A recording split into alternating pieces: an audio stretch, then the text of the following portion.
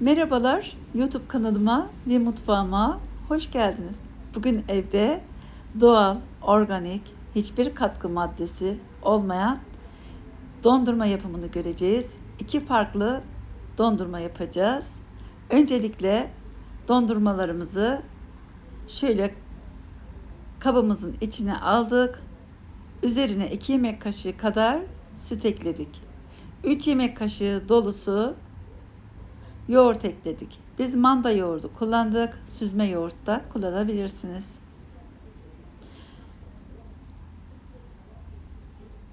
Güzelce püre haline gelene kadar karıştırıyoruz.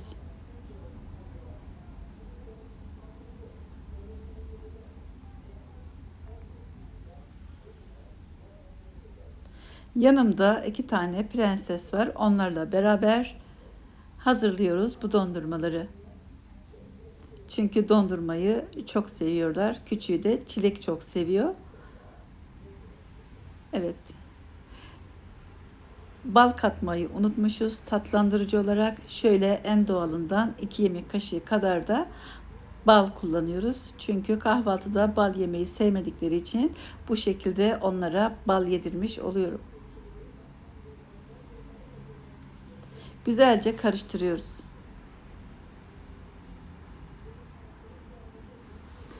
Evet, gördüğünüz gibi rengi de gayet güzel.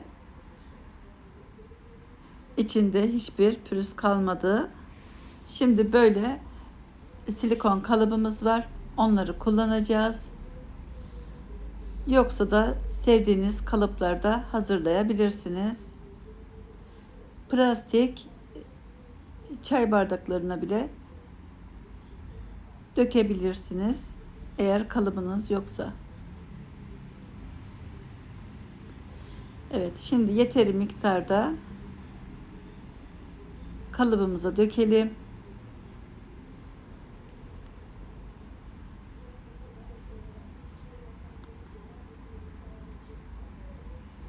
Bu şekilde bile yiyebilirsiniz. O kadar lezzetli olmuş ki kalıba sığmayanları da çocuklar hemen yedi. Çok lezzetli olmuş çünkü. Şimdi şöyle güzelce vuralım. Daha sonra güzelce yerleştikten sonra dondurmamız derin dondurucuya atıyoruz. En az 4 saat bekleteceğiz derin dondurucuda. Biz şimdi ikinci dondurmamızı hazırlıyoruz. Buzlukta şöyle kabuklarıyla beraber dondurmuşum aceleden muzları. Kolay bir şekilde de soyuluyor gördüğünüz gibi. 2 adet orta boy muzumuzu aldık. Üzerine tekrar şöyle 150 gram kadar dondurulmuş çileğimizi ekliyoruz. Daha sonra tekrar 2 yemek kaşığı kadar süt ekliyoruz. Güzel karışması için, bıçakların rahat dönebilmesi için biraz süt ekliyorum. Tekrar yoğurt ekliyorum. Bu tarifte de yine yoğurdumuzu kullanıyoruz. 2-3 yemek kaşığı yeterli. Tekrar üzerine organik bal ekliyoruz.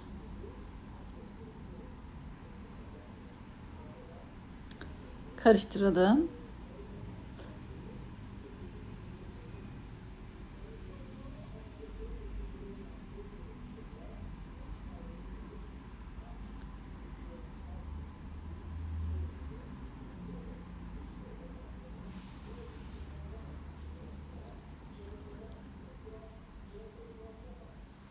Evet, içinde tamamen çilekler parçalanana kadar krema kıvamına gelene kadar karıştırıyoruz. Evet.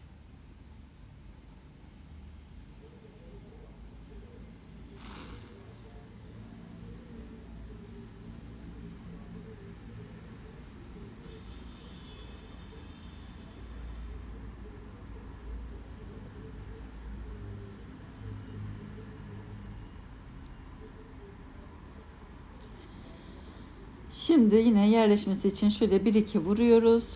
Daha sonra etrafını da güzelce düzeltiyoruz. Temizliyoruz. Derin dondurucuda biz 2 saat bekletebildik. Çünkü bizim kızlar dayanamıyor. Çıkarmamı istediler. Ama siz en az 4 saat bekletmelisiniz. Çünkü dağılabilir çıkarırken.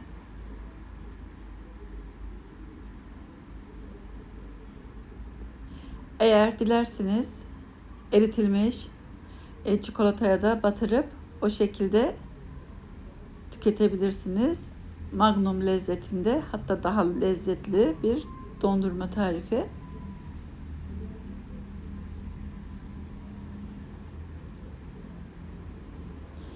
İçinde boya yok, katkı maddesi yok. Gayet sağlıklı bir dondurma tarifi.